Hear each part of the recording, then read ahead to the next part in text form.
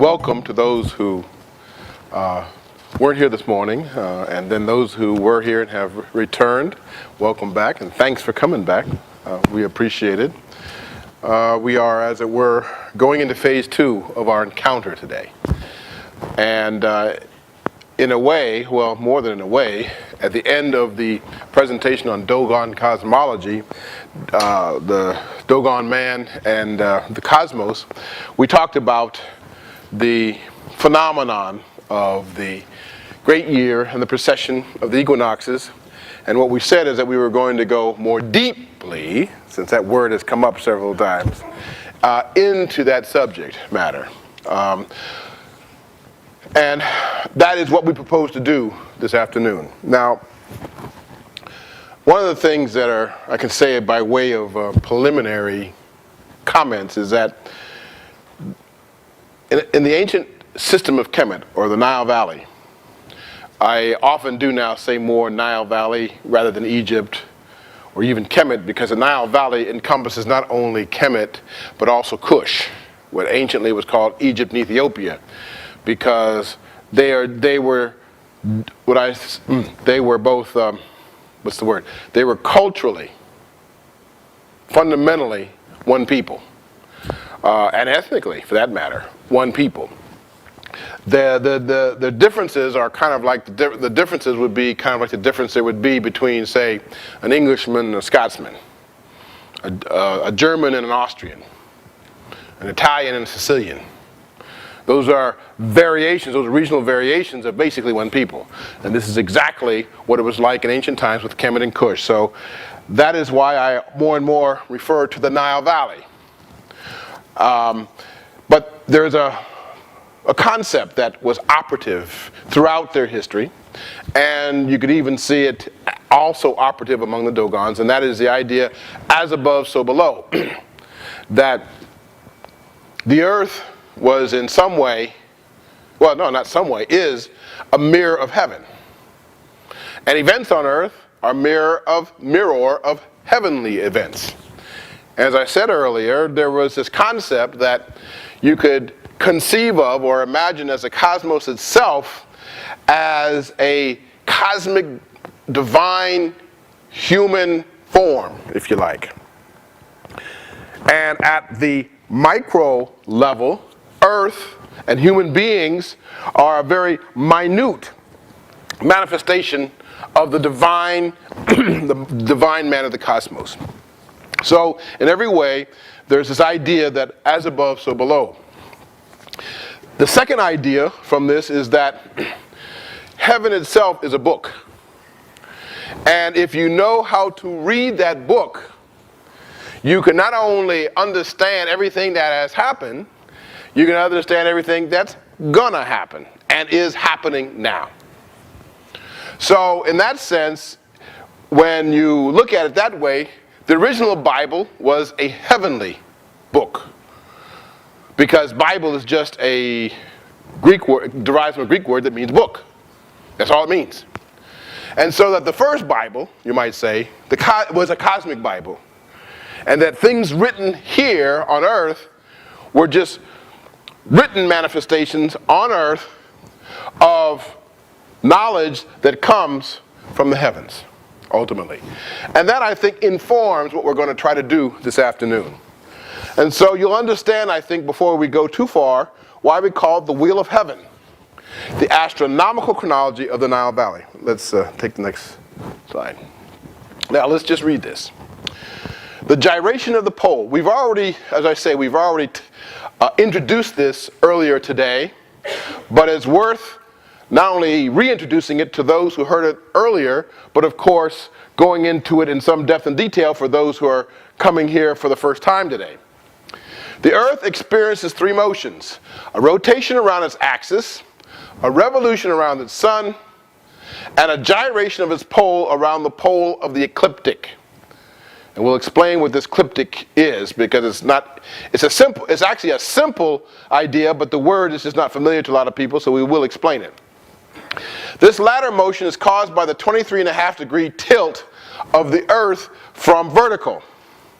This 23.5-degree tilt is caused by the combined gravitational pull of the sun and the moon on the Earth. So the Earth doesn't rotate straight up and down, it tilts as it rotates. This results in a gyration of the magnetic pole backwards around the vertical pole, the pole of the ecliptic, which takes 25,900 years to complete. This motion is called the precession, not procession, the precession. And there are two ways to track it. One is that you mark the succession of constellations in the band of the zodiac that rise heliacally, that is before the sun, at the spring equinox. The way I explained it this morning is that imagine yourself able to stand on the first day of spring right before the sun rises. You will see a constellation that rises in the east. That will right now be Pisces. If you watch for very much longer, you do this every year at springtime, right before the sun rises, you will eventually see that Pisces will no longer be visible and Aquarius will come up. And you have to continue to watch and observe once a year at the spring equinox, right before the sun comes up, for another 2,160 years. And then you will no longer be able to see the constellation of Aquarius, it'll be the constellation of Capricorn. So, if you could make that observation, stand facing the east every year at the spring equinox, right before the sun, after 25,900 years, you would come right back to the same constellation you started looking at in the first place. This is what they call the precession of the equinoxes. And those constellations are all the constellations of what we today call the zodiac. Why is it called the zodiac? It comes from a Greek word zoion, which means animals. Why? Because so many, if you just know anything about the zodiac, so many of the zodiac constellation signs are animal forms. Bull, lion, ram, etc. So that's the reason why it was called the zodiac. We could go into that a little further, but let's move on.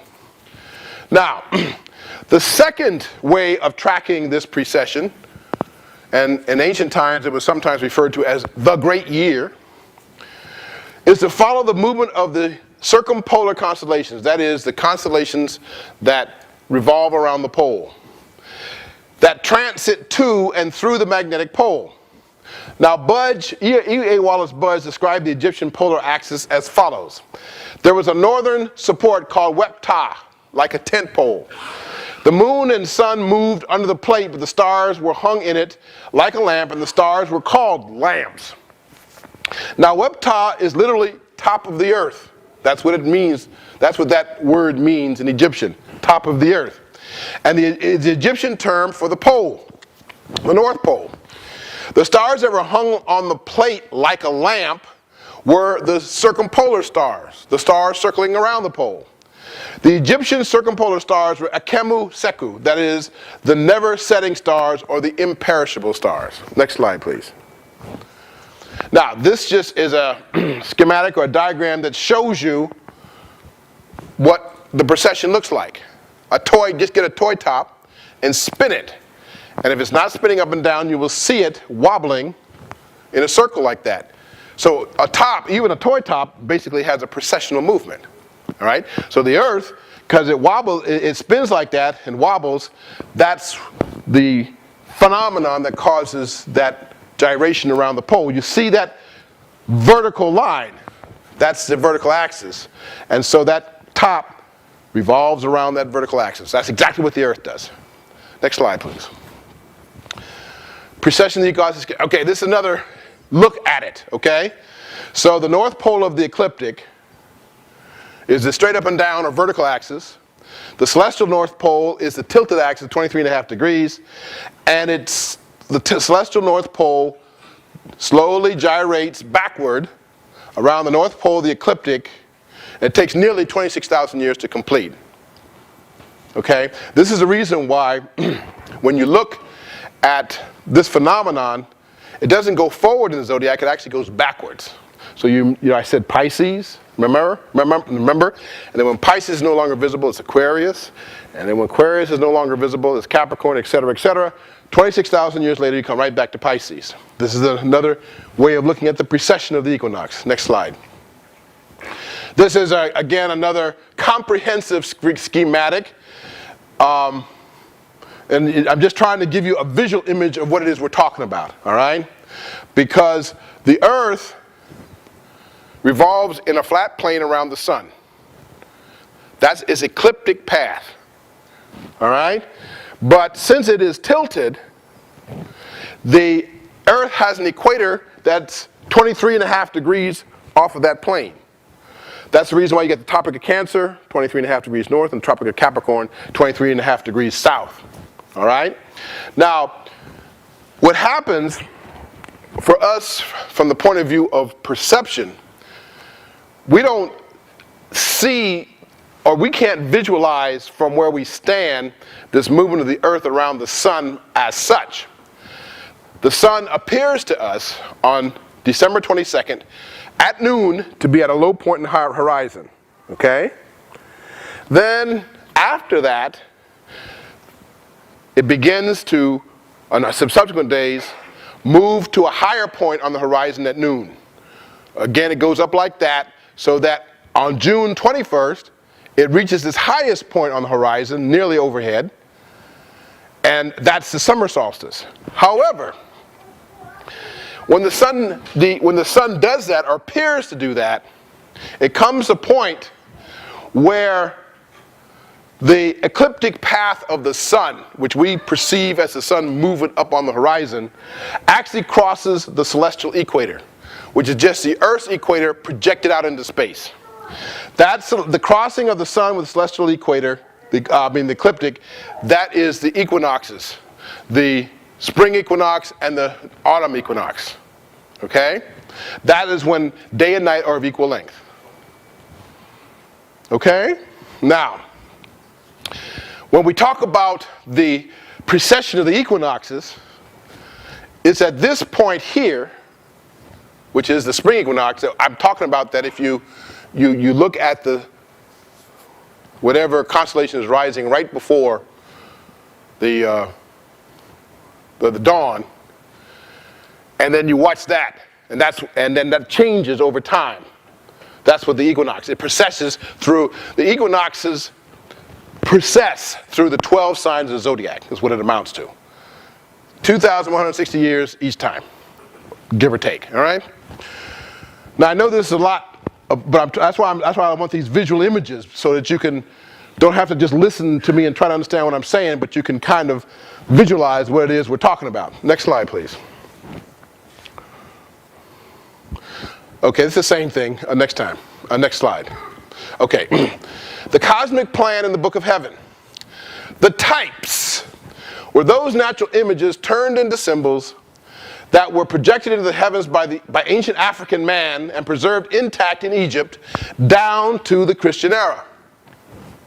Thus, each constellation sign, as a type, was endowed with a name, story, symbolic essence, and spiritual energy, embodying the ebb and flow of the cosmic forces that impacted man's fate individually and collectively.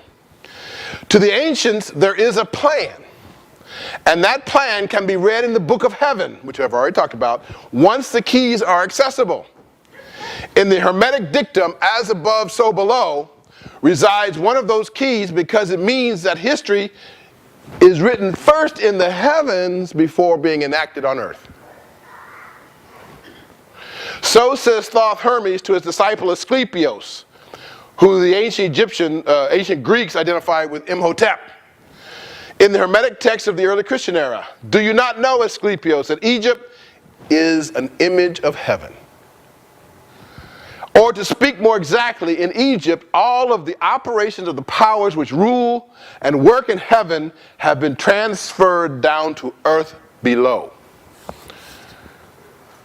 So this is the reason why Egypt created all those temples. They were spiritual sanctuaries. And sanctuaries where the divine could come and live among people. And not only affect the destinies of the people of Egypt and the Nile Valley, but the destinies of the people of Africa, because it all came out of Africa anyway, and indeed the whole world. It wasn't just Egypt, it was also what we call Nubia or Kush, which is now the northern third of the Sudan. Okay? You know, they said if you started excavating what's available in the Sudan right now, you would excavate for the next 200 to 300 years and not unlayer everything. It is, they know that there are at least 1 million mounds that are archaeologically significant in the Sudan alone. Another story, but I just wanted to let you know that we're not, although we keep talking about Egypt because that's what we know about, that's the reason why I'm more likely like to be more inclusive and encompassing and talk about the Nile Valley. Okay, next slide please. This is the Egyptian zodiac. All right. So that even though it is said that the zodiac that we know today comes from Greece, it is only because Greece took the types, Aries, Taurus, Gemini, the Scarab, from where? Kemet. Because after 330 AD, for 300 years, Egypt was ruled by who? The Macedonian Greeks. The thing to note, by the way, is that Cancer in the Egyptian zodiac was actually a scarab beetle. Only when it became turned into a Greek zodiac did it turn into a crab. Okay? Next slide, please.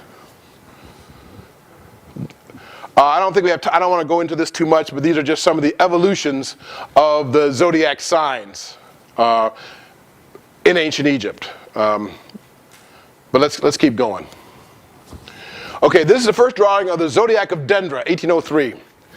Dendra was a temple dedicated to Hathor, the goddess of love and beauty and sensuality, and one of the oldest deities of ancient Egypt, built in 100 BC. But that temple built on 100 BC was just a recreation of a temple that had been built 1,500 years before in the same place.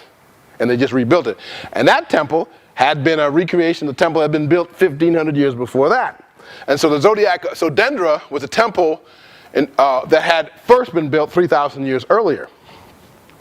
And it's hard to see, but both the zodiac, both the constellation signs around the North Pole and the zodiac constellation signs are all contained in the zodiac of Dendra. Okay? I want to call your attention. I don't really have a pointer. I want to call your attention. Let's see, where is it now? Where can I find it? Okay, note this. That's the jackal, and that's the North Pole. And, oh shoot, where is it? Okay, go to the next slide. Maybe I can see it better on the next slide. Yeah. Oh yeah. There's the jackal, North Pole, and this is the calf, the calf of Jehudi, calf ape. Okay? I want you to remember that. The calf ape. Because that was a symbol of Thoth or Jehudi, who was a god of mind, will, intelligence, and the messenger deity. We'll see that. And the jackal, for the ancient Egyptians, is where the North Pole resided. I want you to remember that too, because that's going to become significant before we're finished. Next slide, please. These are depictions of the two precessions at Dendra. It's a depiction of the precession around the North Pole as well as the precession around the zodiac. And you can see, now this was 100 BC. This is about the time when the constellation Aries was no longer visible. Aries Aram was no longer visible on the eastern horizon, and Pisces started emerging as the constellation that you could see right before the dawn. Now remember, when you could, in the ancient Egyptian system, we talk about the 26,900 year, 5,900 year great year or precession of the equinoxes, divided into 12, quote, months, each month lasting 2,160 years. And so when Pisces started rising, in the great year, that was considered the month of Pisces, or the age of Pisces, which has supplanted the month of Aries, which is the age of Aries. Okay? So what this shows, that Dendra was built, that last building of Dendra, that temple, and that construction of that zodiac happened right about the time that Pisces was just beginning. You can see, because it was on the eastern, it is due east through Pisces, the orientation of that zodiac. Okay, we don't have time to go into this in more depth and detail, but Dendra is one of the most precious relics and representations of this ancient system of the world's great year and of the wheel of heaven. Next slide, please. And it shows you the same thing happening around the North Pole, so that Polaris is the North Pole today. It shows it, the process of it coming into the North Pole, into the constellation of what the Egyptians called the Jackal, but was later changed by the Greeks to the Little Bear or the Little Dipper. But the Egyptians, it was a jackal or wolf, fox or dog. And that's the original type, okay? The original archetype. Next slide, please. Now this is the northern circumpolar heaven. I want to call your attention because, again, this is going to become important. Right now you see it's in the Little Bear, right there. The tail of the bear. That's where the North Pole is. But in this century, and this is the reason why this century is so important, it's the only time in 26,000 years that two ages are going to shift within 11 years of one another. Now, who is coming in behind the Little Bear? Because it's going to shift out about 2050. This is a sign of Cepheus. Cepheus, the king. I'm going to save that part. That's a good punchline. I'm going to wait for that one, because it resonates to us in this very moment. Next slide, please. The galaxy spinning around the black hole. As I said earlier today, this galaxy, the Milky Way, spins around the center of a galaxy, which is its black hole. The black hole is a region of space which has of infinite density and gravity, where the gravity is so powerful that not even light can escape it. You can't even, so you can never see a black hole, but you have to infer it, because there's nothing else there. And anything that goes, and they call an event horizon around the black hole. And when you go across that event horizon, nothing, not even light, is going to come back out. All right? Now, it also emits unimaginably powerful energies, both visible and invisible, detectable and not detectable, that race out of the middle of that black hole into the galaxy, which is our galaxy, the Milky Way, at the speed of light. Okay? Now, we are located in a region of our solar system is located in a region of the galaxy that is 25 to 26,000 miles away from the center of the galaxy. So, those energies, visible and invisible, that race outward from the middle of the galaxy into the rest of the galaxy, hit us every time. No, let me slow down. The energies that are hitting us right at this very second started their journey from the center of the galaxy 26,000 years ago.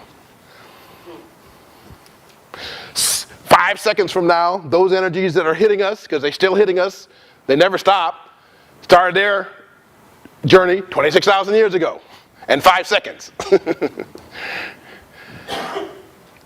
There's no coincidence in the fact that this energies that come and hit us from the galaxies which started out 26,000 years ago, and this 26,000 year great year precession equinox, there's a connection. Because what the ancients in Africa did, maybe even before the Egyptian priests, they learned how to read those energies, access them, detect them, and read them, and that's how they knew how to create the book of the heavens. So they knew what energies were coming, when they were coming, and what they meant. And they codified it in the book of heavens. Maybe as far back as 50,000 years ago. Maybe even before that. In Africa. So they always knew what was going to happen. Always. They even knew that the destruction of black civilization was going to happen. They knew it was coming. Why do you think they went into those monuments and chiseled all of their knowledge into those monuments and temples and obelisks? Yeah, they wrote in papyrus too, but they knew that most of that wasn't going to survive. So they laboriously chiseled everything into the walls of the temples, onto the obelisks, into the tombs, everywhere. So so that was going to last because they knew everything was going to fall apart. Things fall apart in the center. They knew that was going to happen because they could read the flow of the energies that defined human, not only human, the existence of the world, the cosmos, and its destiny. They knew. There isn't anything they didn't know. That's why they did it.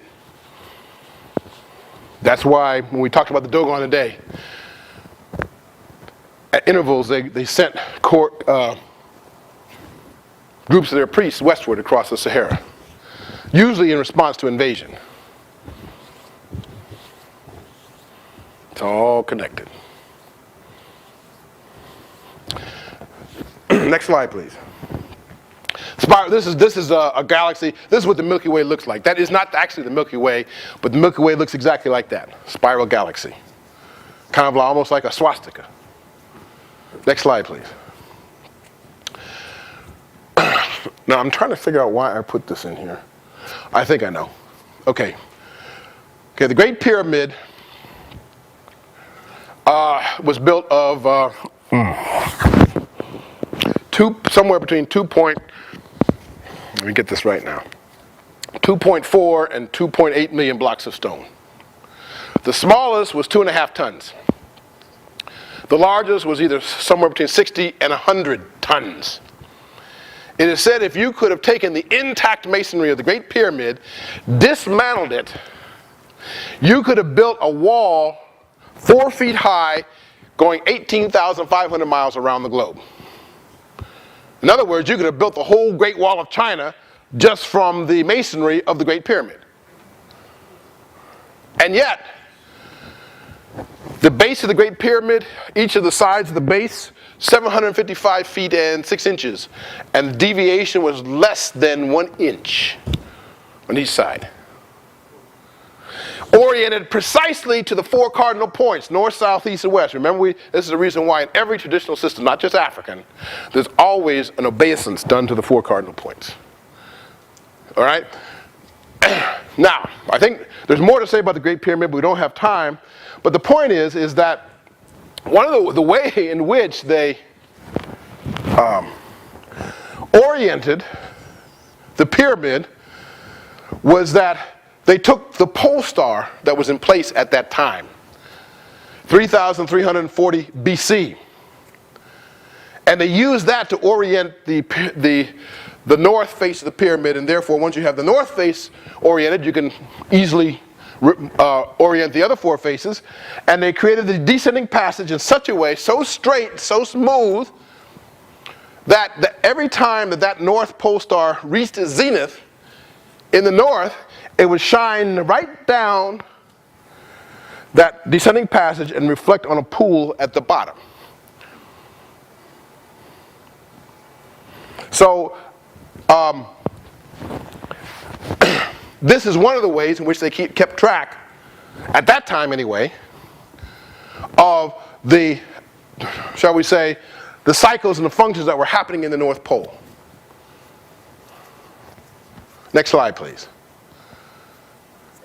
I kind of want to keep going on this. Let's keep going. All right. Now,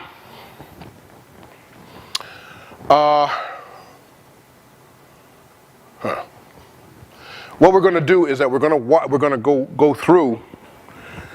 You see, because you got two great years going side by side, both of them the same length, both of them caused by the same phenomenon, but one tracked through the North Pole and the other tracked through the zodiac.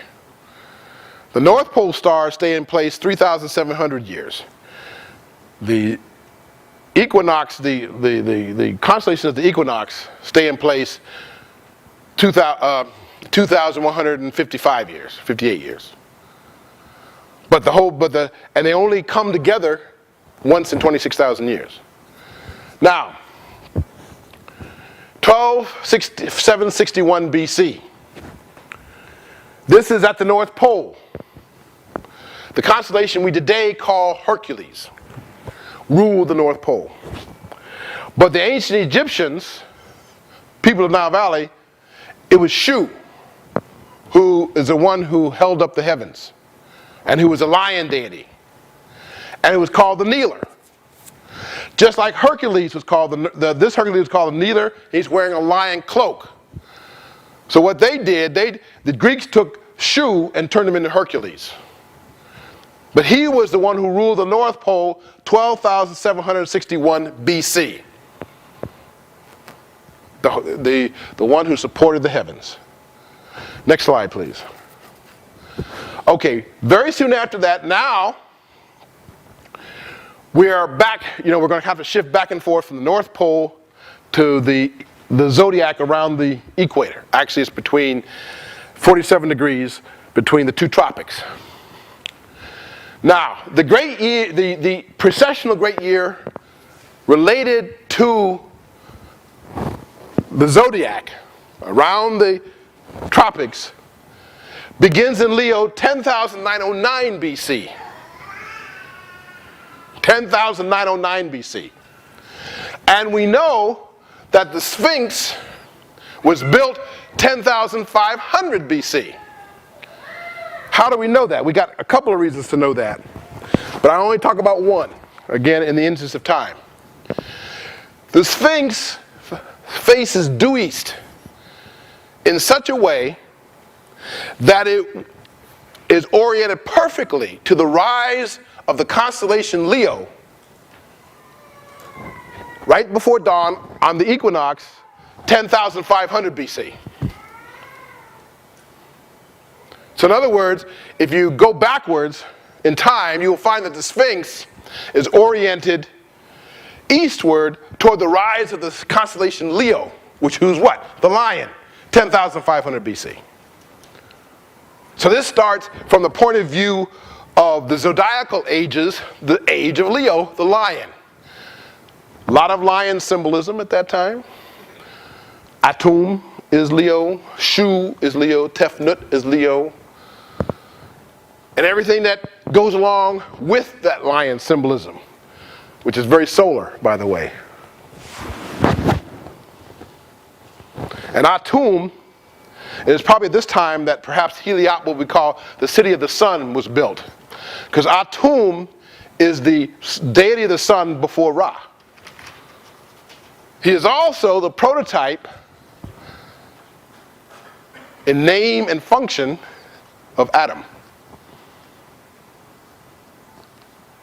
Because he's the father. He's called the father. He is the first deity, male deity, to represent in human form. And his name, part of his name means father. Next slide, please. Sekhmet, goddess of the sunfire, patron goddess of precision. So she also derives from the age of the lion, Leo, in its feminine form. Now, she She was a goddess to be feared because she could and did bring destruction. Famine, pestilence, disease, death. But interestingly enough, she is also the goddess of priest physicians. Why is that? Because if she could bring famine, pestilence, death, and disease, she could also prevent and ward off famine, pestilence, death, and disease. She's also, like I said, the goddess of the fire itself. She's also the goddess of sexual heat. Very, very powerful deity. She too comes from the time of the age of Leo, starting 10,909 BC. Next slide, please. Now, we're jumping back. Like I said, we're doing this. It seems a little awkward, but I'm trying to give you a sense of how these two ages are marching together, more or less side by side. And we're back, because they work at any given time. There are two forces at work. For example, right now, the sun is in the North Pole is in the little bear, which is really the jackal. And Pisces is the zodiac constellation rising right before the sun.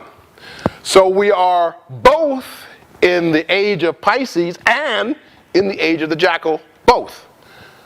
Always there are two of these kind of energies at work, always and forever, okay?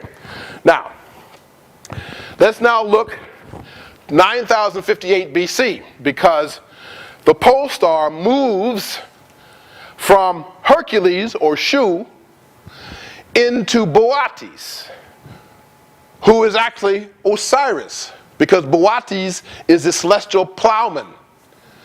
And Osiris is the father of growing grain, and this is probably the time when men began to exert some influence on agriculture.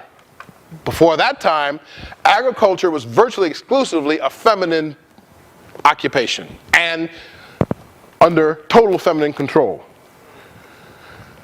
How did that change? That changes with the plow. You bring an instrument into it, a tool, things get masculinized. So Osiris is the Egyptian form of Boötes. And it's probably about this time that Osiris, as an agricultural deity, begins to rise to the fore. Because he was an agricultural deity before he was anything else. Okay? Next slide. Now, we go down to the 8,751 BC. We're back into the zodiac. The scarab beetle age of Kepra, which today we would call Cancer. Because remember, that's what the Greeks did, right? They took Kepra and turned it into Cancer. But Kepra is the original archetype. And he is a symbol.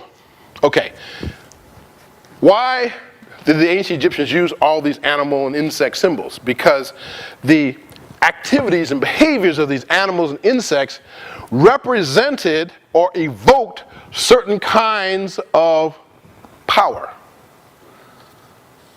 Okay? For example, the scarab beetle.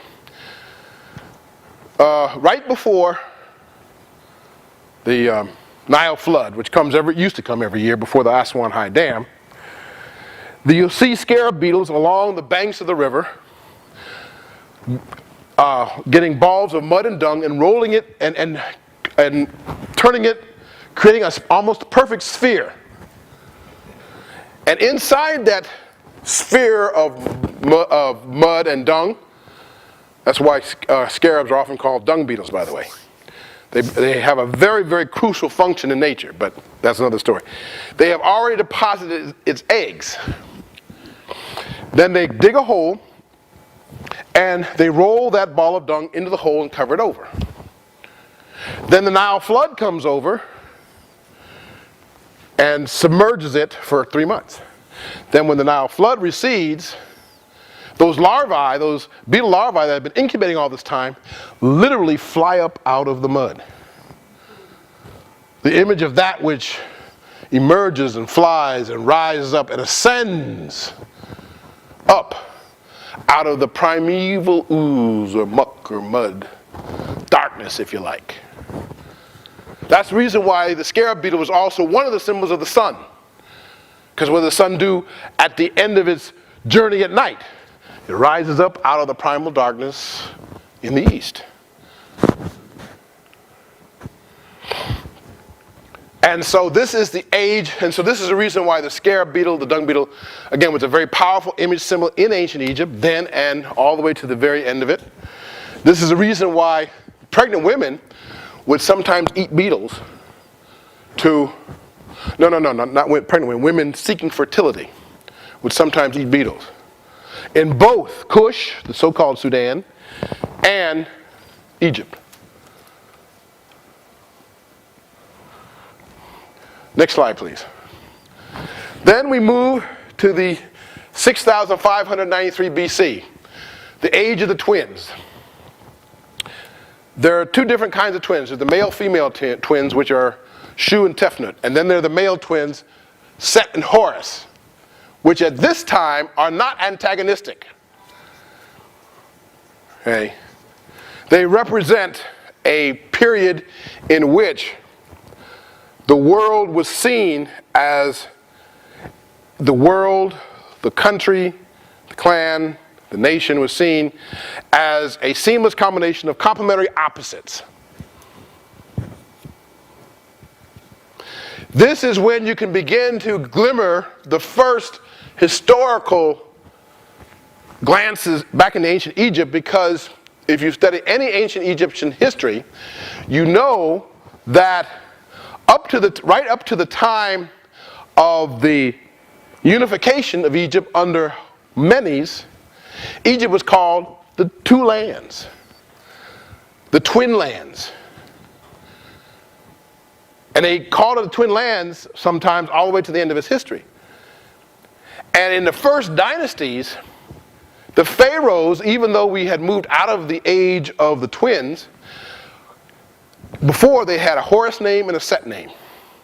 And they kept that practice up all the way into the next age. So it was reflective of the age of the twins. You could also see it in the Bible with Cain and Abel. That goes back to a time, a prehistoric time, when the phenomenology, if I can use that word, of the twins dominated things.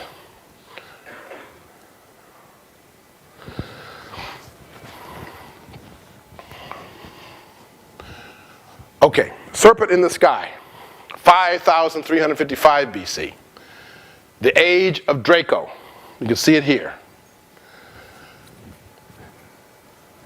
This was sometimes in ancient Egypt shown as the hippopotamus. Two different types. This is the North Pole. Draco is probably the longest constellation in the entire northern sky. But you can see that it was serpent symbolism came to dominate or become paramount. Even today in traditional African societies, as well as in ancient Egypt, there is a very, very definite and palpable, tangible serpent symbolism. Now, if any of you have read Things Fall Apart by Chinua Achebe, or No Longer at Ease, remember there's this scene in which those who have converted to Christianity come in and kill the sacred python. There are sacred pythons everywhere in Africa, traditionally speaking. And it goes back to the serpent symbolism, and the serpent has a lot of different levels of symbolism, because on the one hand, in the Dahomean view, it was the twin. First of all, the rainbow is the serpent, and when there's two rainbow, it's the Da and his wife Da Losu, and they were supposed to have been the one who carried out the work of creation under the direction of Mau. The serpent is also a symbol of healing. You know, the staff with the snake twined around it? Why? Because the serpent does what in the spring? It sheds old skin for new, which is a symbol of renewal, which is a symbol of healing. One of the earliest symbols of the Great Mother was that of the python curling around its eggs. So again and again, you can see that serpent symbolism extremely powerful, and it was actually literally in the heavens, and you see that serpent symbolism all throughout ancient Egyptian history. The serpent had two different kinds of resonances, because it was also the power of death. Okay? And therefore had an anti-human aspect. So it resonated like that too. Which is, of course, the serpent that we encounter where? In Genesis. But we're coming to Genesis in a minute. We're going to come to Genesis in a minute. Next slide. Osiris the bull, 4,434 BC. This is the beginning of the dynastic age in ancient Egypt. The age of Taurus, and this is you can see it in their history. You see, if you look at their history carefully, you can see what happens in Egypt when these ages change. Because now Memphis becomes the capital. And Memphis is the sacred city for Ptah. And Ptah's image, his symbol is the bull. And Osiris. Osiris now is the one who begins to take on more than one aspect. And one of his more important symbols is the bull. And this is also the time of the great building projects of ancient Egypt. The pyramids were all built, the important pyramids of Giza. All the major pyramids were built during the time of Taurus, the age of the bull, the power of masculine strength.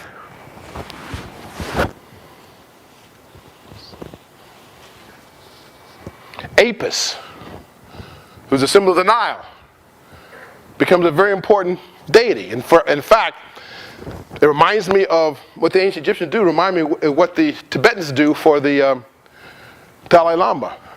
Whenever the reigning Apis bull dies, they go all over Egypt looking for one special mark. He had to have a white blaze right here. Black and white blaze. And when they found him, then he became the new Apis bull. For 30 years.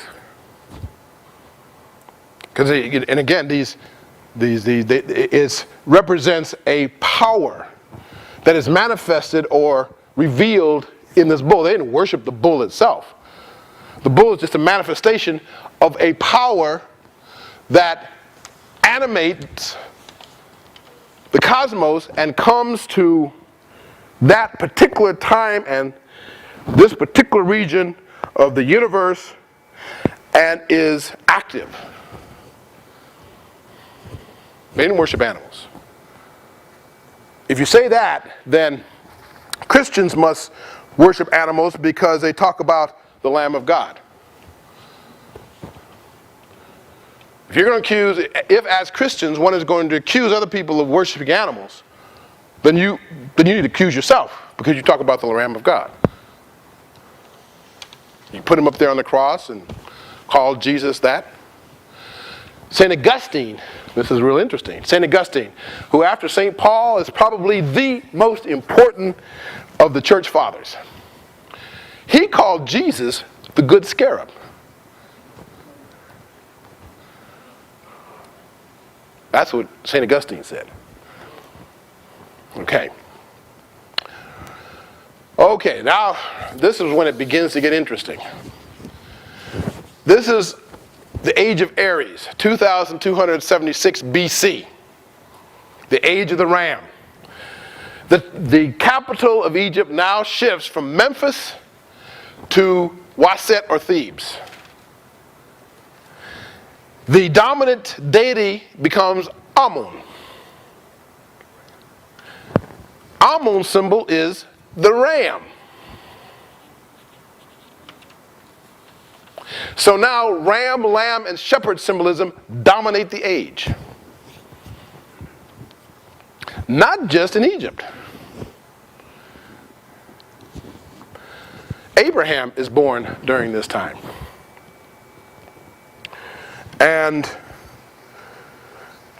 according to the Genesis, one of the 5 books of Moses,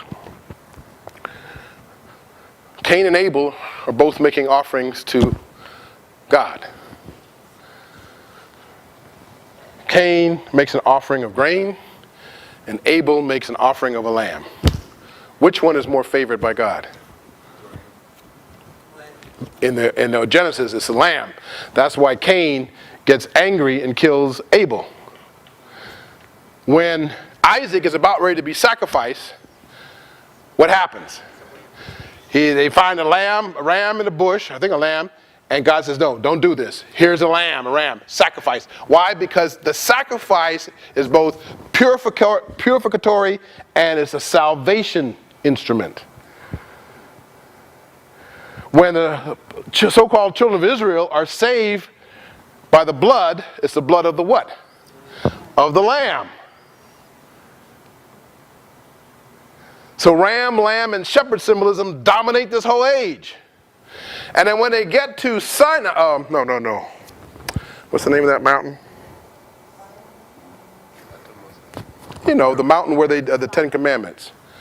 It's not. I'm blocking.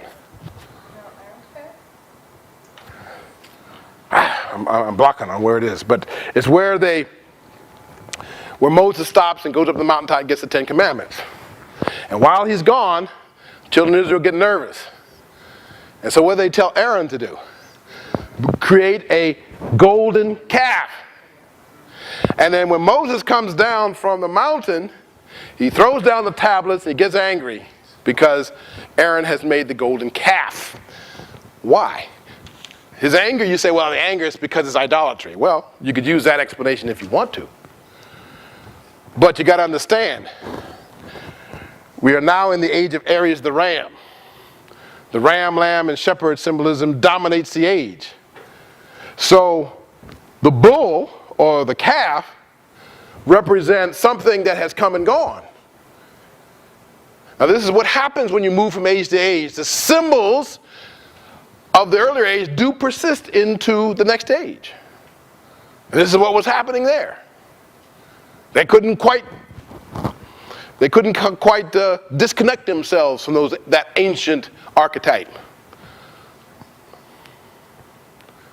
But it was the new archetype under the symbol of the lamb, ram and shepherd, which dominate the age.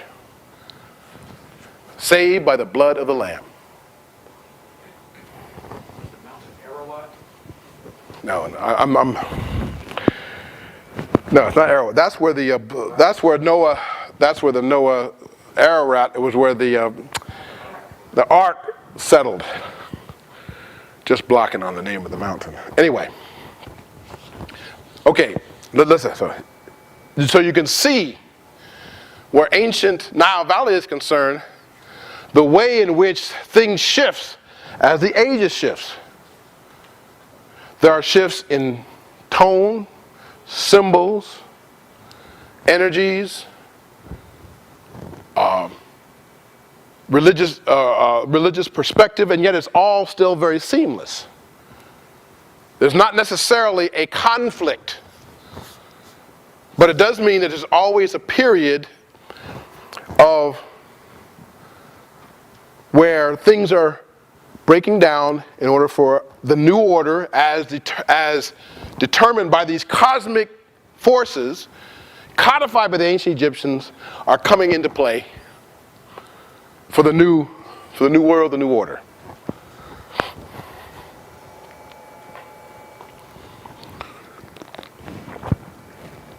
Okay, to continue, we're going to go back and focus on the shifts at the North Pole. And this shift brings us to 1652 BC, when Anubis wept what? Jackal, fox, wolf, moves to the North Pole. And if you remember the zodiac of Dendra that we showed before, although it wasn't that easy to see, you could see where the North Pole was. That was in the zodiac of Dendra. That's where the jackal was. As I said, it was only when the Greeks began to change some of the names and images that the jackal turned into the little bear. Okay, or what we call little bear, little dipper. But if you're going back to the original archetype, you go to the jackal, wolf, fox, all right?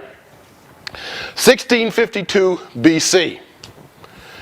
And you notice in the Egyptian religious system that Anubis and his status really rises up to the fore. He becomes the companion of Isis. He becomes the very essential in the process of I'm trying to say the words. In the funerary rites, the mummifier, the one who works with Osiris in mummifying Osiris and then mummifying the dead. So he becomes very, very important. And as Wepwat, he is the opener of the way. That means he's the guide of souls. Now, it isn't just in Egypt. In Rome, their mythology says that Romulus and Remus, who founded Rome, was suckled by a she-wolf. In human affairs, the dog becomes, as they call him, man's best friend. He even begins to be a shepherd, to assist man as a shepherd, herding cattle and sheep.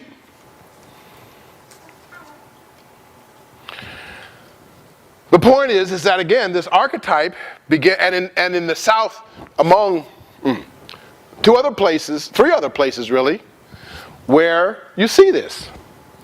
There is among the Songhai peoples of what is now Mali. And of course, at one time they had the biggest empire in Africa. And they talk about their ancient history. They said that they were led from Egypt across the Sahara by a jackal. The Dogon, we've already talked about him earlier today.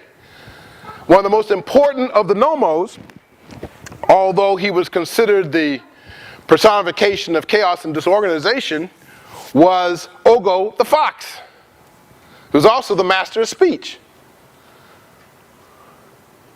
Because the Dogon say Amma, who is the creator, manifested as Ogo the fox in the disorganization of the universe, because the universe has to be disorganized first in order to be reorganized. Among Southwest Indians, one of their most important figures in their mythology is the coyote. Even in Greece, the god Apollo, the god of their deity the sun, had a manifestation as a wolf.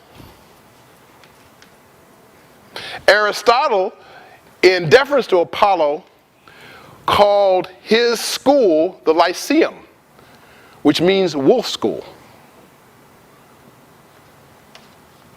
So over and over again, you see these,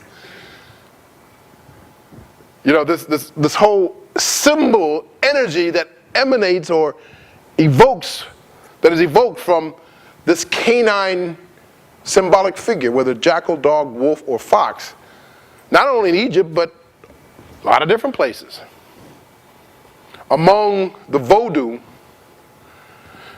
one of their most important deities, the deity you never want to mess with, is Elegba. Elegba is the opener of the way. He's also the trickster. And if you offend him, he just makes life miserable for you. But he's often represented walking with the dog. The dog is his sacred animal. Now, go forward. Then Anubis the Anointer. Go forward. Yeah, Wepwat Ursa Minor. Okay, let's stay right there. Because Wepwat, or the jackal, displaces Draco the dragon. Now, one of the images of the pole is a tree. And throughout Africa, the tree climbing snakes literally wind themselves around the tree. Pythons are very often tree-dwelling snakes, and other kinds of snakes are too. Now, something ought to be, yeah, not only medical, but why, who is in the tree dispensing apples? The snake. And then, what happens, when he gets caught, they say, what happens? God says, get out of the tree. You're going to crawl on the ground. That's the end of the age of Draco. Draco literally falls out of the tree, which is the pole. So that whole Genesis story about the tree and the snake being made to crawl on the ground, although he would start out in the tree, is a reflection of what happened here in the cosmos, in the cosmic, in the astronomical history.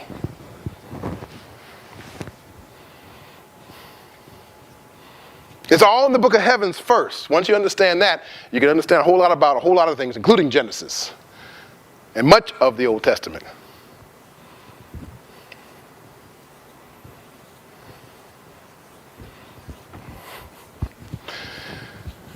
Next slide, please. And we've already talked about earlier today the Dogon pale fox. And we showed that he is also the master of speech and divination, as well as being the author of chaos and disorganization. But he's essential to the growth and development of the world. Next slide, please. Okay. 118 BC. The equinoxes now move out, or no, I should say Aries no longer rises before dawn. The two fishes, Pisces, arise before dawn. Now here, interestingly, is a symbol of Horus in Pisces that is a late Egyptian symbol, because he's holding the fish, which is a symbol of Pisces, right? But he's standing on the dog. The dog is Ursa Minor. Sinusaurus is a Wepwap the jackal, which we call Ursa Minor. So the ancient Egyptians are showing you the way in which, through Horus, these two archetypes, cosmic archetypes, are connected. He's showing you how these things are working together, synergistically. Now, age of Pisces. The age of the double fishes. And who says to his prospective disciples, come, I will make you fishers of men. Who goes up on the mountaintop in order to feed the multitudes, multiplies what? 2 fishes and 5 loaves of bread.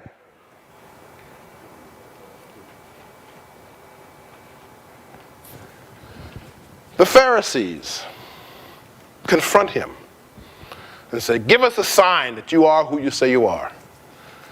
And he says, this is a wicked generation, and the only sign I will give it is a sign of Jonah. And Jonah is what? The fish man. He also says, there will be portents in the sun, moon, and stars, and the celestial powers will be shaken. What is he talking about? He's talking about the shift of these ages. Who is this that we're talking about? Who is this King of Glory? Next slide, please. There are 8 primordial powers among the Dogon. They all, among other things, take the form of fishes. There's always a male and female pair, 4 male and female pair as fishes, the double fishes.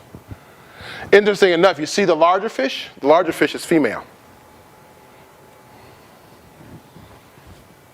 We'll come back to this in a minute. Next slide, please.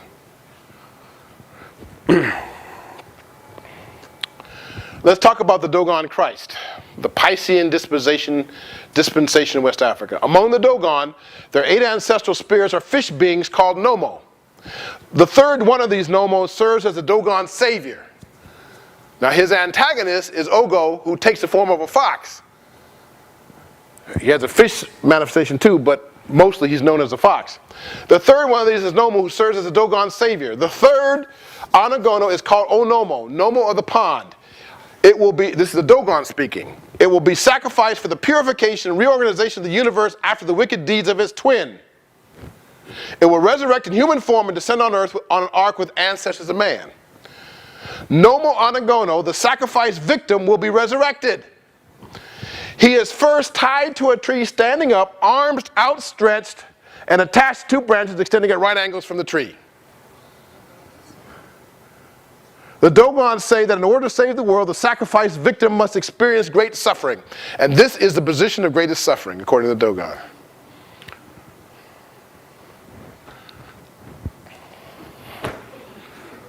Pale fox. I didn't make any of this up.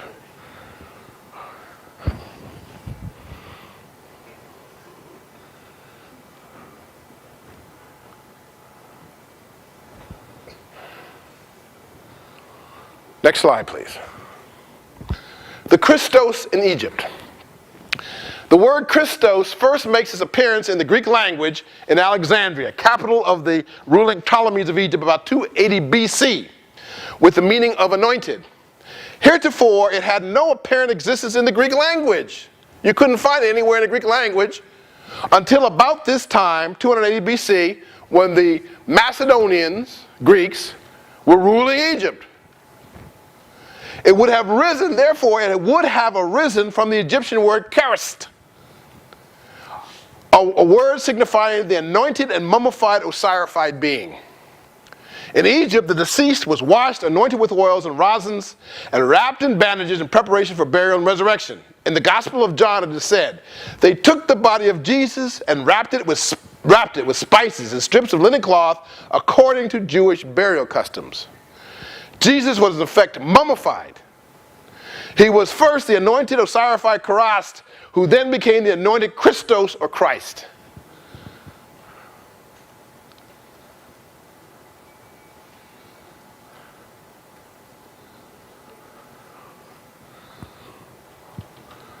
The historical Jesus lived longer than what they say, and he spent most of his formative years in Egypt.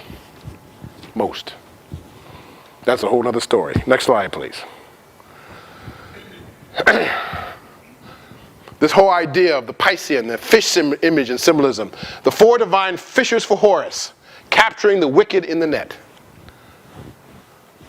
Next slide, please. The parable of the fishes in the net. I forget which gospel this comes from. Sorry about that. The kingdom of heaven is like a net cast into the sea and gathered all kinds of fish. Let's go back. Go forward.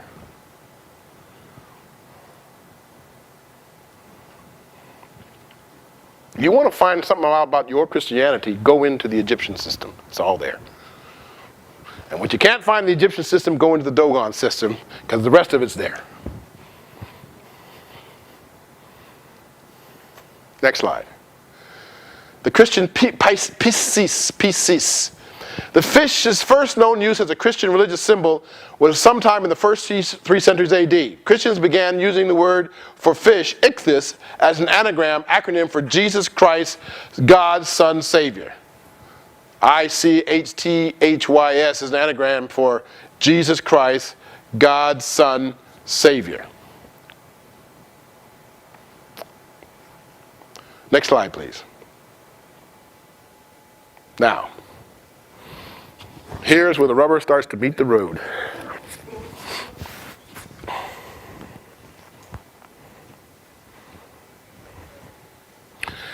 Pisces, the age of Pisces, that is to say, the constellation of Pisces will stop rising heliacally, that is right before dawn, about 2039, 2040. Something like 31 to 31 years from now. The next constellation that will start rising at right before dawn is the constellation Aquarius.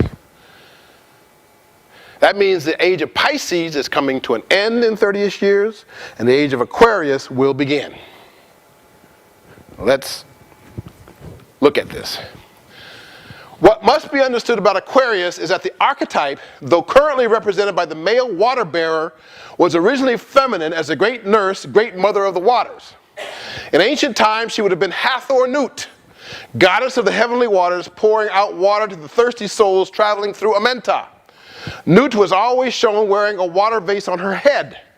The archetypal femininity of Aquarius is actually shown in the figure of Hapi, the Nile god, and a late form of Aquarius because Hapi is usually depicted as a man with a female breast. As with Ursa Minor, originally the jackal in the Egyptian circumpolar planisphere, it is critical to understand the original archetypology of the current representation because the true essence of the symbol sign resides there. For the purpose of grasping the energetic ethos of the emerging Aquarian age, it is necessary to recognize that it is a matter of the advent or the commencement of the great age of the great mother of the waters, or the age of not of Aquarius, but Aquaria. Water bearer in the feminine form. It is through this archetype that the meaning and purpose of the age can be interpreted. Next slide, please. This is the Egyptian river deity, male, female god of the water, Mer or Hapi. Notice, as I say, he has a female breast. So even when, in ancient Egypt, when he was represented in male form, he always had a feminine character because the older archetype was feminine and maternal. Next slide, please. The great mother of the waters, Hathor Nut, the age of Aquarius, 2040 AD. This is Hathor Nut pouring out water from the sycamore tree to the thirsty soul in the underworld, traveling through the underworld toward the judgment. Also, his soul, that's a symbol of his soul, being refreshed by Hathor with food and water. So this is the ancient Egyptian form of what we're calling Aquaria. Next slide, please. Now, more contemporaneously, these are images of the great mother of the water, Mami Wata Yemanya Oshun. The great mother of water has two aspects. On the one hand, she's maternal and her element is the ocean. On the other hand, she is sensuous and beautiful and her element is fresh waters. They are both aspects of the same archetype. It is necessary to think of them as a single unit, as it were, though Oshun is going to predominate. But the Yemanya aspect will always be there. Next slide, please. This is Mami Siren Oshun. Mami Wata Siren Oshun, the reigning archetype of the Aquarian age, because there is a feminine figure in West Africa who unites, who unites both aspects seamlessly in one person. And she is called Mami Wata. And she has somewhere between 40 million and 50 million adherents from Ghana all the way to the Congo. And this is one of her forms. She's always usually depicted as a mermaid. And like Oshun, she always has a mirror or a fan. Gold or yellow is her color. She likes honey. She likes sweet things. And this, if you want to see what the Aquarian age is going to mean, these are the archetypes you must consider. 2030, about 2039, 2040. Some of you in this room, some of us in this room might actually see the beginning of that age, if you can live so long. Next slide, please. Now, I already showed you Cepheus in one of the early slides, showing you the constellations around the pole. Let's talk about Cepheus. Because Cepheus this is what I didn't say, he's the Ethiopian king. The coming Ethiopian king in the polar precession. In the circumpolar precession, the constellation Cepheus will begin to supersede Ursa Minor, which is also the jackal, around 2051 AD. So that's about 42 years from now. It may actually take 300 years for the constellation to arrive at its closest point to the pole, but that does not materially affect the commencement of the polar Cepheid age itself. In Greek mythology, Cepheus was the king of Joppa, which is actually Phoenicia. His wife was Cassiopeia, and his daughter Andromeda, all of whom figure prominently in the Greek myth of Perseus, who severed the head of the Gorgon, rescued, then married Andromeda. What is remarkable about Cepheus is that he and his entire family are nearly always represented as Ethiopian. Always. Cepheus is therefore the heavenly Ethiopian king. Mythology or no, the ancient Greeks assumed that Cepheus was a real historical person who would have ruled over an empire, perhaps what was then called Eastern Ethiopia, before the time of the sack of Troy around 1200 BC. That empire would seem to have included parts of Phoenicia because Joppa was an ancient and important Phoenician seaport. Perseus is considered an ancestor of the Greeks, which, since he was married to Andromeda, the Ethiopian princess, would point to an Ethiopian ancestry for the Greeks as well. Next slide, please. This is what it looks like in the, you can actually see Cepheus on a clear night. Actually, it's not easy to see him because he's not that distinct. But if you can see, you can always, on a clear night, in the north, around the North Pole, you can always see Cassiopeia. It's always easier to make her out. And then you look to the left of where she is, kind of left, and you can kind of make out Cepheus. Cassiopeia is his wife. She's a symbol of the throne and the seat. She's like an Isis, really. You see, and this is Polaris. This is Ursa Minor, or the jackal. And see, Cepheus is moving that way. And when he gets there, he will rule for 3,700 years. Next slide, please. Now, if you look at Cepheus in the zodiac of Dendra, he's represented as an ape because the cynocephalic ape is a symbol of Thoth, master of wisdom and learning. Why? Because the cynocephalic ape chatters at dawn, or right before dawn. And so he's a symbol of the herald and also of the messenger. And Thoth, among other things, was a messenger, the symbol of mind, will, intelligence, and of the speech and the word, divine speech. So one of his symbols is the ibis-headed bird and the cynocephalic ape. This is the reason why you find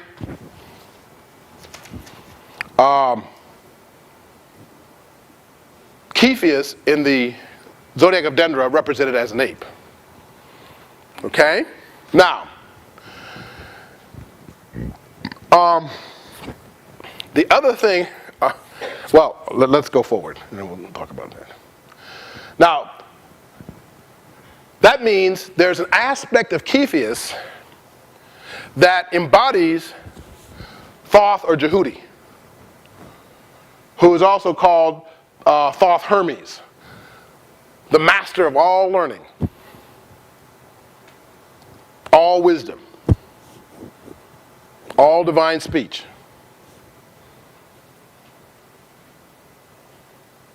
So in this Cepheus, even though Cepheus is royal and a king, there is a strong element of the power of Thoth and the manifestation of Thoth or Jehudi. Next slide, please. Now, if you come to the present day and you want to know who is Cepheus in your modern African representations, you have to go, if you go to the Yoruba, you go to Obatala, Lord of the White Cloth. If you go to the Vodou, you go to Lisa. If you are Senegalese and you go to the Rabs, you go to Ma Tulifai. Interestingly enough, if you look at there's several symbols of Obatala. One is the horse, the white horse. That's one of his symbols. The other is the snail. The third one is the gorilla. That's one of his animal manifestations. So, and his sacred number is 8. And that's the sacred number of Thoth. So it all comes forward.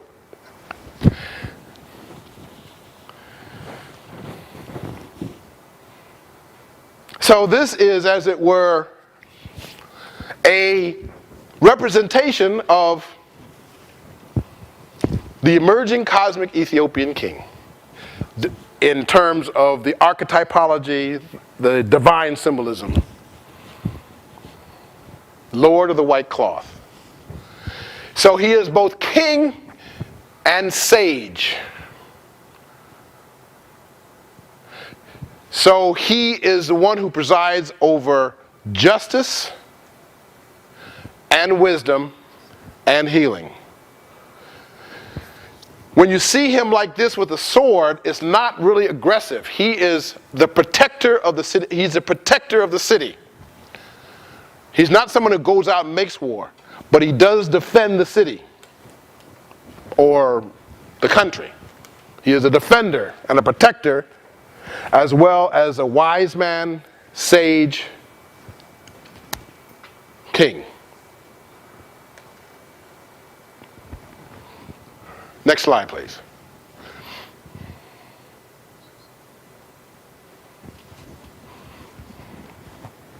Why do I put this up here? Because when the Yoruba connect, when the Christian missionaries first came in and started preaching the gospel of Jesus, the Yoruba automatically connected him to Obatala. And in Benin, Dahomey, they connected him to Lisa, who is the Dahomean Obatala.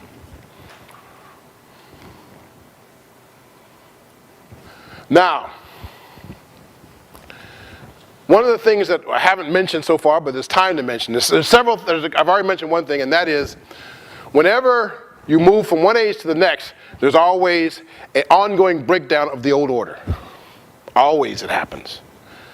It could be very violent or not so violent. What is happening now? Just consider this. In the 20th century, leading up to these ages, there were 200 million people killed by war, atrocity, or political violence. And we're not talking about famine and disease, natural death. We're talking about slaughter. 200 million people. 10 million in World War I. Stalin killed 20 million. 60 million in World War II. Half of those killed by Hitler. 45 million killed by Mao in his own country. Pol Pot, 2 million. And you start adding it up. War, atrocity, or political violence, in 100 years, it added up to 200 million people. And you might say it's still going on. However, the other thing to say is there's always harbingers of the shape of things to come. There are always advance notices. There's always signs of the things that are going to happen if you know what you're looking at. Next slide, please. Okay, this is an ancient symbol of the Ethiopian king Pianki, 750 BC, Egypt's 25th dynasty, from the Napatan Kush. So he's, as it were, again, an ancient archetype of the Ethiopian king, literally. Next slide, please.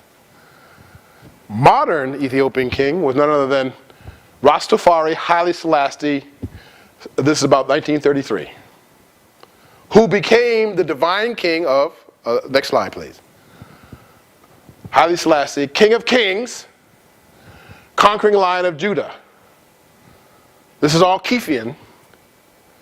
And he becomes the divine king for, next slide, the Rastafari. Within a few years after he was crowned, that's when the Rastafari movement was born in Jamaica. So those two things together, the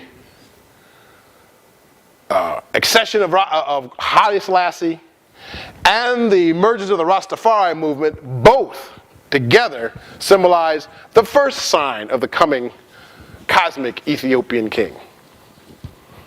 1930s. Because what happens with these archetypes, these shifts in ages, the signs and symbols start showing up about 100 years or more, 100 to 150 years before the actual beginning of the age. You start seeing the signs 100 to 150 years before that. Okay? In every case, you see it. Without there's always a sign. Everybody in the ancient world knew that somebody was coming. They knew somebody was coming. In fact, since everybody knew, several Roman emperors tried to make themselves as that coming Messiah. They tried to present themselves as that, including Julius Caesar.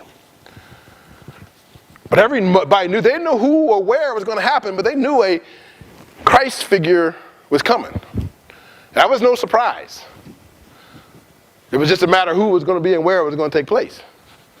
Because they were still, at that time, in touch with and sensitive to these shifts and movements. Divinely inspired, but cosmically determined. In a way that we lost altogether over the last 2,000 years. Now, next slide. And we see here the Rastafari in ceremonial white because Obatala is known as the Lord of the White Cloth. All of his followers have to wear white all the time. That's just what they have to do. Because he's a Lord of white cloth, and here you see them. These Rastafari elders dressed in Obatala's color as Lord of the White Cloth. Again, at the same time, while their whole sense of, they are divinely inspired by the figure of, and the example of, Rastafari Haile Selassie, the last crowned Ethiopian king. And yet, the sign of the coming Ethiopian king. Next slide, please. The second sign was the Million Man March. I don't care who called it, Farrakhan or whatever, but what happened was far bigger than than any one person. There's something, see, this is what I'm saying. People are touched by these powers and these energies without even knowing it consciously. And they are pulled into these events.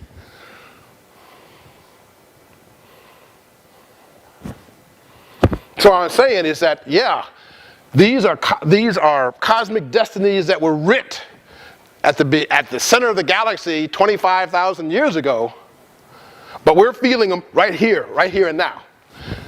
And if you have any doubt about that, the next slide should, this is the third sign.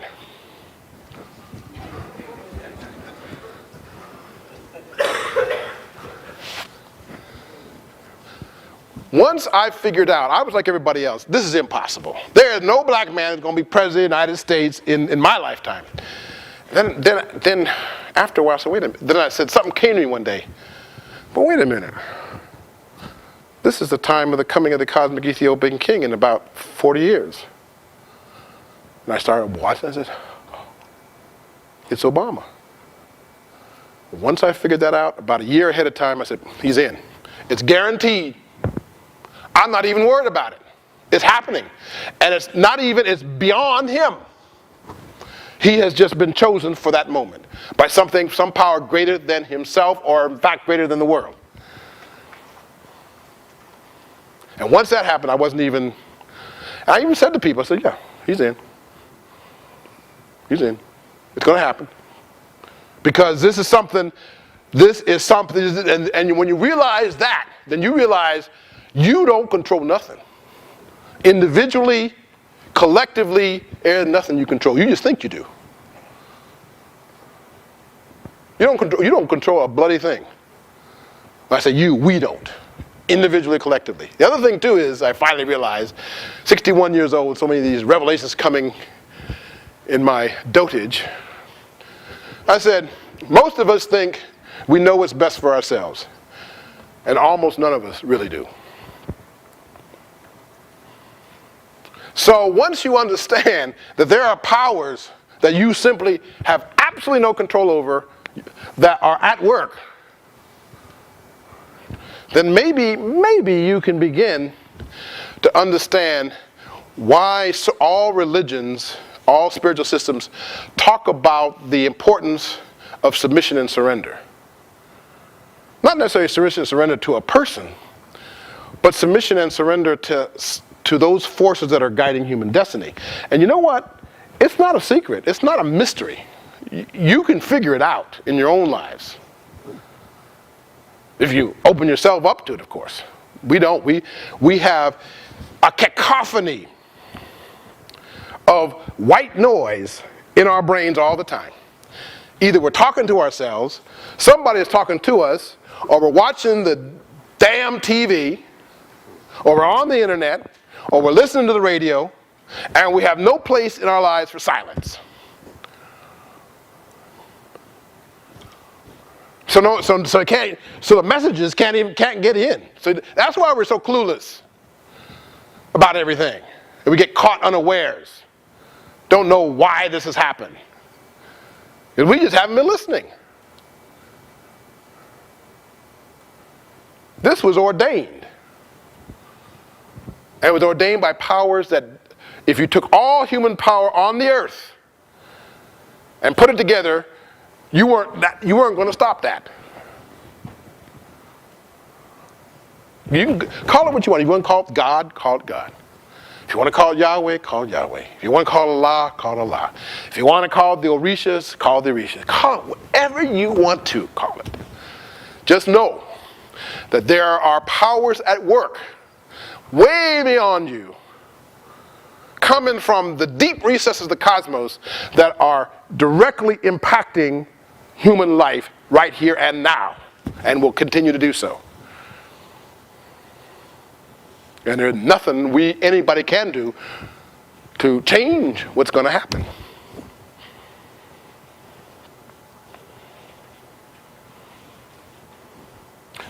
This is really the reason why it was important to do this Wheel of Heaven, Ife. Because what you're trying to do is begin to just introduce the idea that there's something at work. And really, the only thing that you can do is either align yourself with it or get out of the way. There are a lot of people who are trying to resist. A lot of people who are doing everything they can to dismantle Obama and his administration. Not going to happen. Not going to happen. I'm not saying he's Jesus Christ, but it's very similar. That's what they tried to do with him. I'm not trying to make a comparison, but there is something similar because he was chosen for this. And not by any human power. Doesn't mean we're supposed to worship him. That isn't it. But we ought to know who he is, what he's there for, why, and get on the train. That might be my last slide. Is it? Okay. Ultimately, if there is anything, as I already said, that informs why we did this today, perhaps it was just to bring you to that last slide.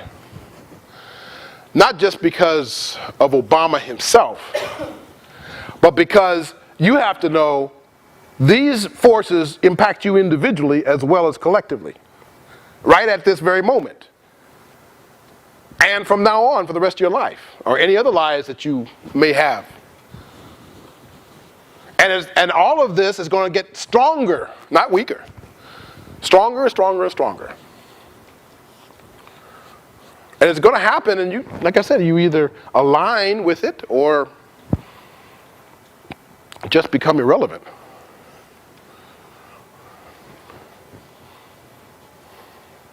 Thank you for your time and patience and attention.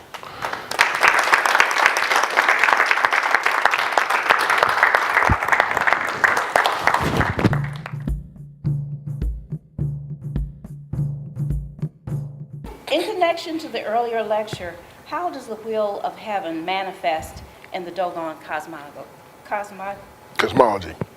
Cosmology, cosmogony. Yes, cosmogony. Yeah. In a couple of ways. One is, as we showed at the end of that Dogon lecture, they already knew about that procession, that great year. They talked about, remember, the circle of the world, yes, and the top of the world turning. Now, my opinion only, okay? I'm not speaking for anybody but myself. There's a way, as far as I'm concerned, where the dispensation of the Piscean Age, which we know as historical Christianity, got hijacked. Egypt was actually where Christianity was formed, really. And then with Constantine, the Roman emperor, he basically co-opted Christianity for his own political purposes. And Christianity was never the same after that.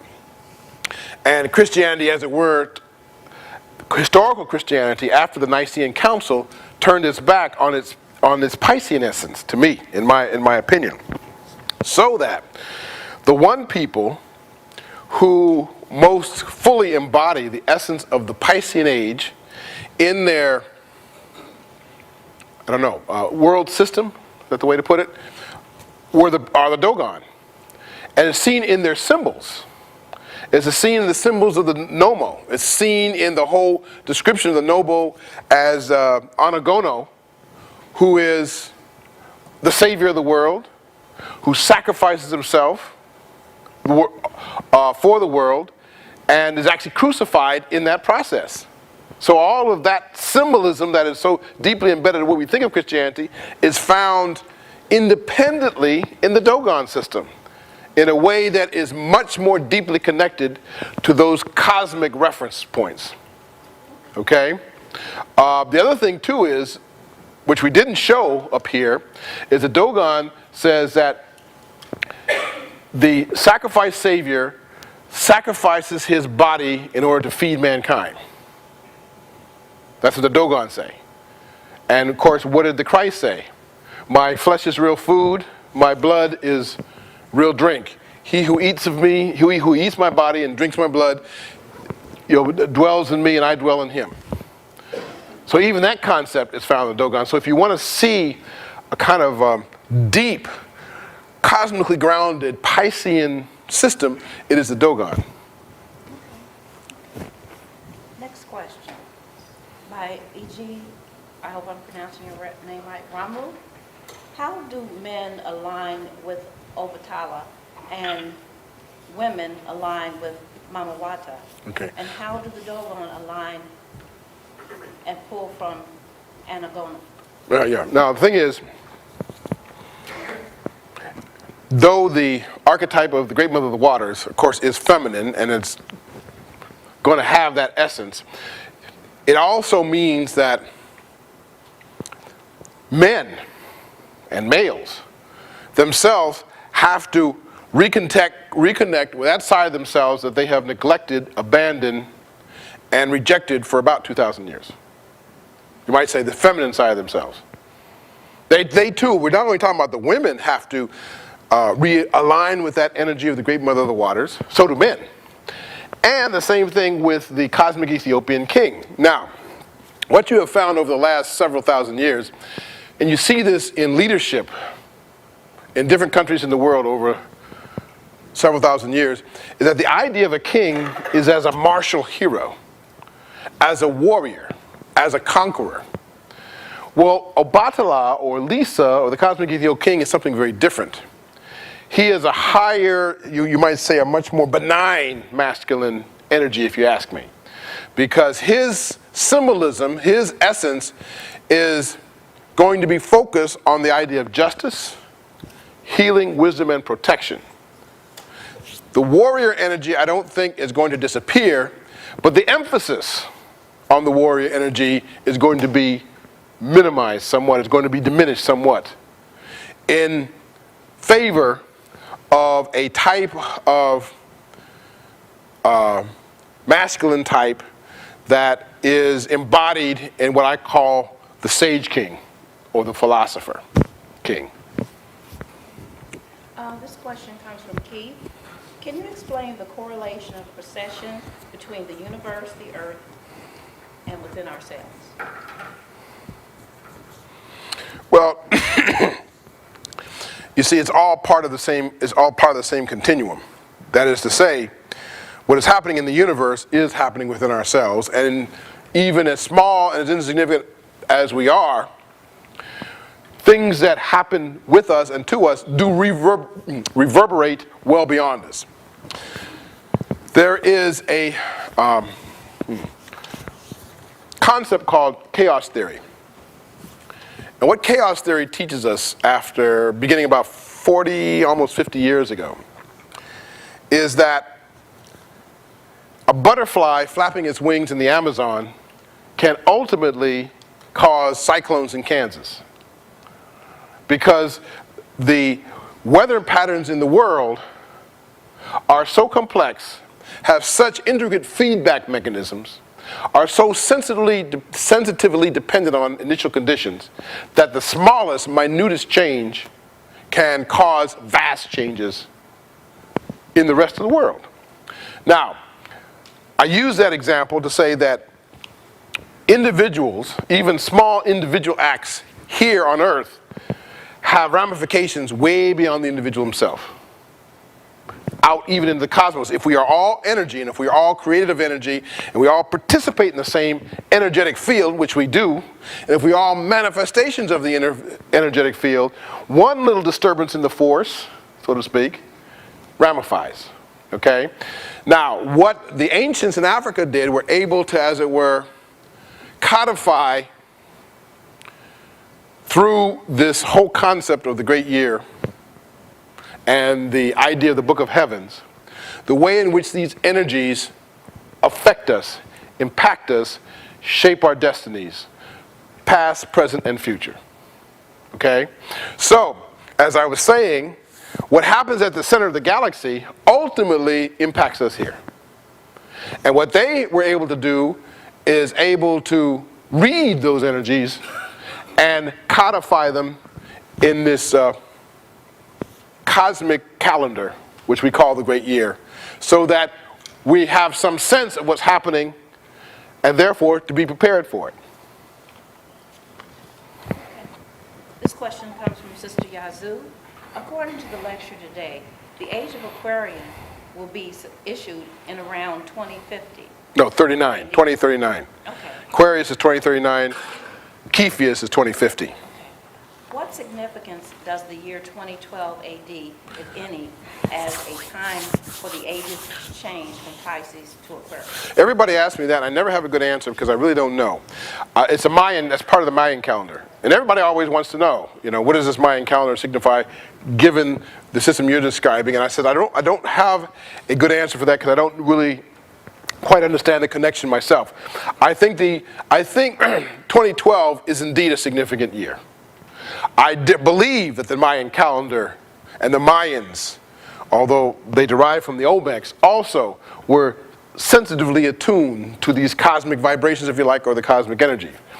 What I think you might see as a result of the 2012 is not the end of the world, as what people say, but it does represent, you might say, a kind of, let me see if I can get the right metaphor. It's like what I think might happen is that one door is going to close and another is going to open in 2012. We're already moving toward that. It's like a dividing line. And then after that, we are going to move headlong toward these shift ages that I've talked about, 2039 and 2050. People keep asking me, I said, I believe that what you see in the world, the violence, the conflict in the world, I think it's going to get worse.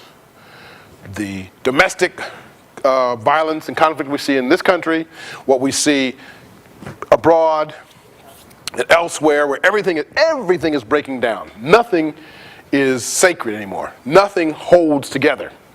I think that's going to continue to get worse. But there is a time when it's going to shift and start moving the other way. Now, whether 2012 is that time, I don't know. But I do think 2012 does represent a dividing line that will afterwards move us inexorably toward these ages that are coming toward us.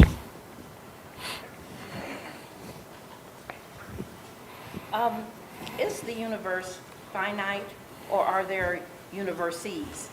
What's your take on the scholarship of Stephen Hawking? Well, I mean, I think you would have to be a physicist to adequately either evaluate or appreciate Stephen Hawking himself.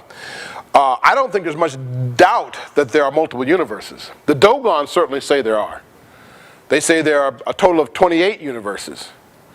A man named Don Juan Matus, who was a Yaqui Indian sage, said there are 48 universes. Even in modern astrophysics and cosmology, there is a theory that talks about superposed universes at the time of the Big Bang. So they were there in potentiality, and then when the Big Bang happened, all these universes came into being at the same time. So even physics accepts the probable reality of multiple universes. And physics gives an age to this universe of somewhere between 13 and 14 billion years. That would presume, of course, that yes, this universe is finite. Tanisha asked, are there signs ushering in the new era? And if so, how do you know when you are receiving or in line with the energy and info from the cosmos? Well, we've already talked about the signs that are ushering in the age of the cosmic Ethiopian king. The signs that are ushering in the Great Mother of Waters, I think, has to do with the rise of what I see the feminine presence in the affairs of the world. Several countries now have women presidents. We have women in kind of important and influential positions in a lot of different areas of human life and human society.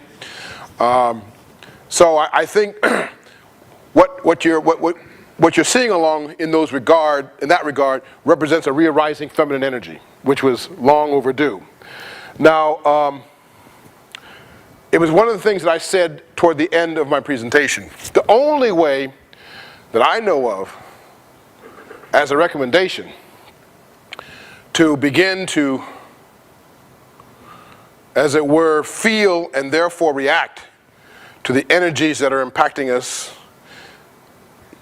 on a minute-by-minute basis is to create a sanctuary of silence at some point in your day. Best time is early in the morning, between 3 a.m. and 5 a.m.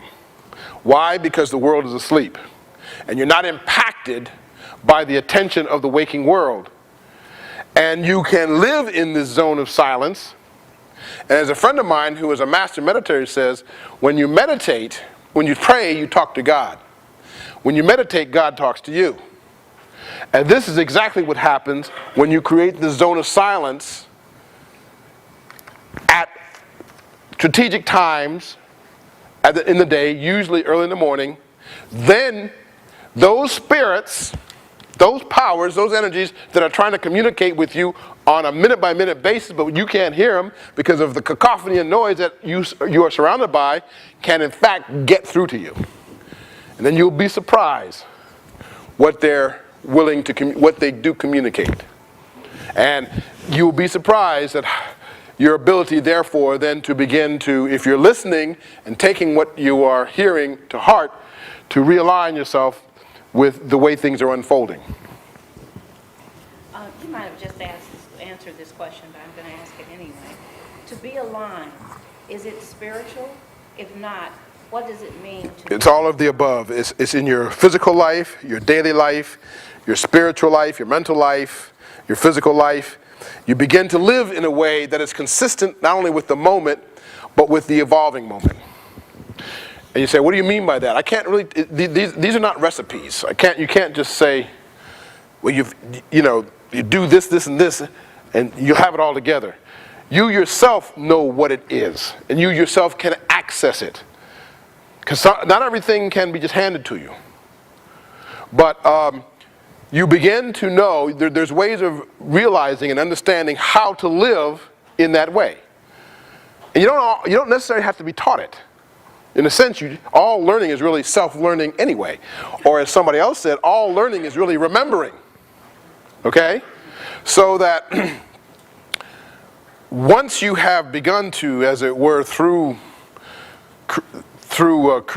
having these regular periods of silence or meditation, and once you begin to open yourself up to those powers that are trying to talk to you, because they are trying to talk to you, you will know what to do. Maybe not at that moment, maybe not next week or next month, but over time, you begin to know how your life is supposed to unfold. Because they'll tell you. Or if you can't figure it out, they'll tell you where to go, or they will lead you to where you have to go to help you figure it out. None of this is really mysterious or inaccessible. That's the whole point. Living an impeccable life is not inaccessible to anybody. But we're not listening. Sounds like we got to pay attention, huh? Yeah. In the presentation this morning, the black hole had two sizes. Can you clarify? Well, yeah, that's the thing. There are black holes all over the universe, and they are different sizes. Some are supposed to be as small as a pinhead. Some are huge. So they can be different sizes, That's as much as I can say about that. If the Bible is allegory, how do we know that a person called Jesus truly exists? There are reasons to believe it, and there are what I'm saying. You see, that's the thing about what we think of as history. Every aspect or every conventional history always has what I call mythic elements into it. Now, if you go back, for example, to the history of the United States, very soon after he died, people started creating these stories about George Washington. He chopped down the cherry tree and went to his father and said, "I cannot tell a lie." That never happened. Never happened. Honest Abe walking 10 miles through the snow in order to return a nickel that was given to him in excess of what the change that he was due. Never happened.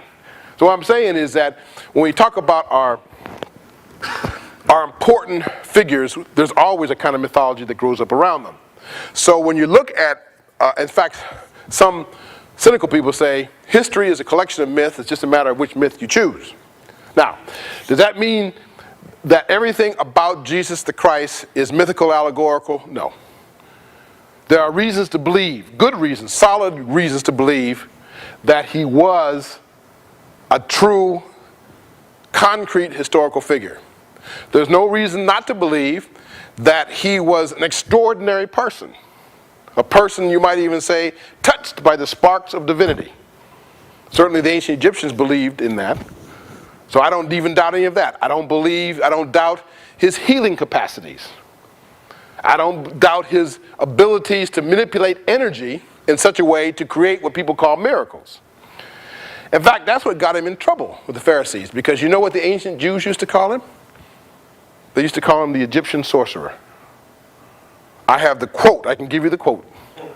If you have to send them to you, I'll give you the chapter and verse on that.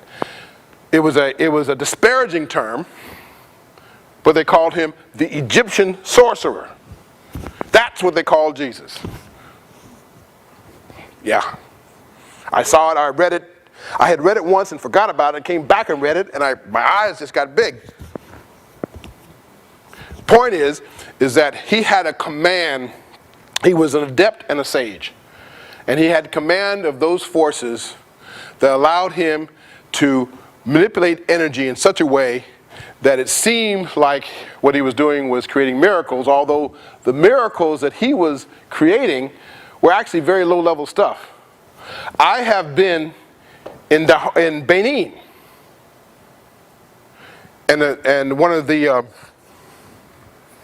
don't know what you call them, shamans, came by and he had a little container of palm wine. And he made me drink the palm wine, okay? And then right there in front of me as I was watching him, he passed his hands over the palm wine, gave it back to me, and it was water. Then he took it back, passed his hands over again, and it was palm wine. So this business of turning water into wine was not even one of Jesus' most important, not even, shall we say, the most significant of what he could do. That was low-level stuff. Why was he doing it at all? To get people's attention. He had to get his apostles' attention, first of all, because apostles were kind of shaky when you get right down to it. If you really look, they didn't know whether they were into this or not. You know, they had to be shown, they had to be cajoled, and he had to always blow their minds, as well as the people he was trying to touch. He didn't do it just with miracles, and he didn't do it just with his teachings, and of course he did it with his healing. So, I think I lost track of the question, but the point is, all those things I think were not only possible and probable, I think they did happen, but it doesn't mean that there weren't mythical, symbolic elements that got attached to his person. They most assuredly did.